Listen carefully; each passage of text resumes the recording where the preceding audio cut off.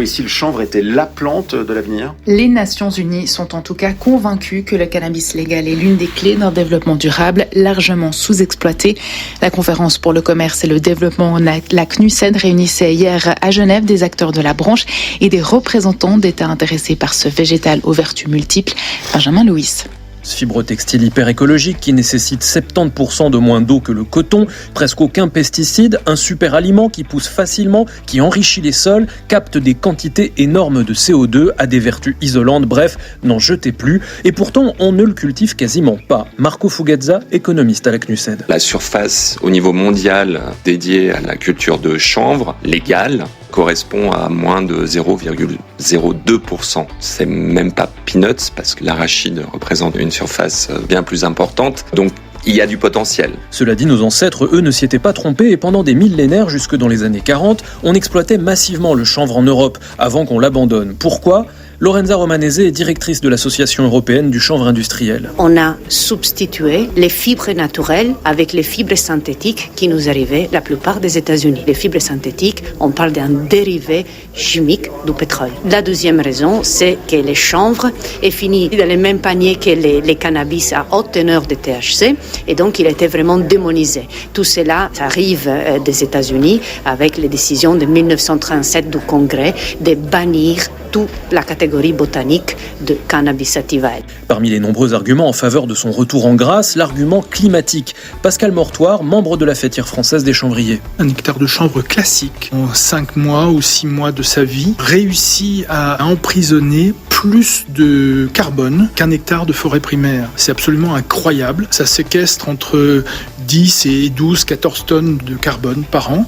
Il séquestre ça sans utilisation ni de pesticides et avec très très peu d'engrais, ce qui est absolument fabuleux. À présent, la balle est plus que jamais dans le camp des législateurs. La France a été la première à développer un système qui s'appelle Construire en chanvre, il y a une trentaine d'années, sous l'impulsion de la chanvrière.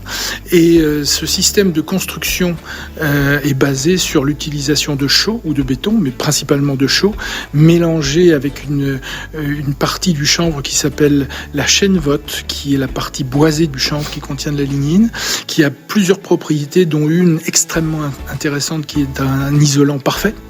Et donc on mélange ça avec un ciment, ça fait un matériau de construction et d'isolation absolument incroyable qui résiste au feu, qui permet une utilisation dans toutes les pièces. Vous participez à une meilleure étanchéité, à une meilleure isolation de votre maison et de votre bâti. Vous n'utilisez plus ou vous utilisez beaucoup moins de produits pétrosourcés ou qui utilisent le pétrole pour isoler. Bière contiendra-t-elle du chanvre plutôt que du houblon à l'avenir ? C'est possible. C'est en tout cas une piste sérieusement étudiée par des chercheurs de la Haute École zurichoise des sciences appliquées. La raison de leur intérêt, le houblon est à la peine avec le réchauffement climatique et 90% des besoins en Suisse sont aujourd'hui couverts par des importations. Après 3 ans de tests, les premiers résultats sont encourageants. En mettant 3 à 4 fois plus de chanvre que de houblon, on obtient la même amertume. L'équipe de chercheurs va maintenant affiner la recette et tenter de trouver une brasserie intéressée par leur projet. Une plante du futur, selon la CNUSED, la conférence des Nations Unies pour le commerce et le développement. Elle se penchait hier à Genève sur les vertus du chanvre industriel non psychotrope, un végétal encore largement sous-exploité autour du monde et que l'on redécouvre aujourd'hui pour son potentiel écologique et même alimentaire, une culture qui pâtit pourtant encore de nombreuses barrières légales, notamment dans l'Union européenne.